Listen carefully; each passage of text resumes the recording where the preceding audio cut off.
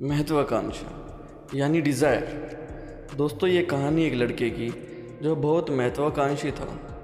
उसके परिवार में वो और उसके माता पिता थे। उसके पिता किसान थे और उनकी आर्थिक स्थिति कमज़ोर थी, इसलिए वो लड़का हमेशा जल्दी से जल्दी अमीर बनने की सोचता रहता। लेकिन वो कोई भी काम शुरू करता उसको बीच में ही छोड़ देता था और निराश होकर बैठ जाता। एक दिन वो ऐसे ही उदास बैठा था, तभी उसके पास उसके पिता आए और उन्होंने उससे उसकी उदासी का कारण पूछा। तो उसने अपने पिता को बताया कि मैं कोई भी काम शुरू करता हूँ उससे मेरी महत्वाकांक्षा पूरी नहीं होती है। तभी उसके पिता ने समझाया, देखो मैं भी एक किसान हूँ, मुझे भी कड़ी मेहनत करने के बाद ही फ़ायदा पहुँचता है।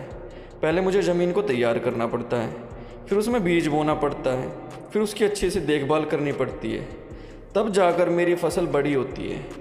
फिर उसके बाद मुझे उसकी कटाई करवानी पड़ती है और फिर उसके बाद हमें अनाज मिलता है।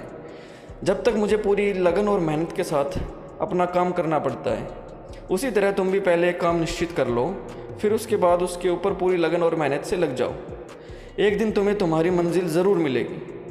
तो दोस्तों, तुम जो भी काम करो उस पर पूरा विश्वास रखो और पूरी लगन और मेहनत के साथ उस पर लगे रहो।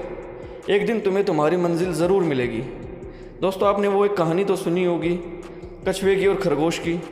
उसके अंदर महत्वाकांक्षा जीतने की दोनों की थी, लेकिन खरगोश कुछ दूर चलने के बाद रुक जाता है और हार जाता है। वहीं दूसरी तरफ कछुआ धीरे धीरे अपने स्थान पर पहुंच जाता है और आखिर में उसको जीत मिलती है। तो दोस्तों, महत्वाकांक्षी होना बुरी बात नहीं है, लेकिन आप उस काम को कितनी महत्व देते हो ये सोचने वाली बात है।